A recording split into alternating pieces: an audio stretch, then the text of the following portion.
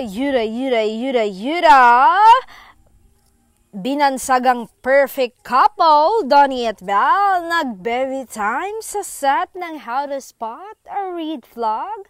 Akala mo naman ilang araw na hindi nagkita, sabi ni Sneer, araw-araw naman. Kwento pa ni Sneer, hindi talaga sila nagkakasawaan. Ang landi-lande, ang haharot.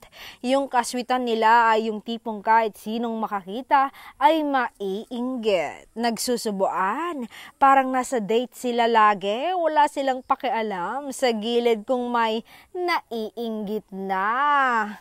Pero ang saya nila panoorin. Papangarapin mo talaga na magkaroon din ng relasyon na katulad nila.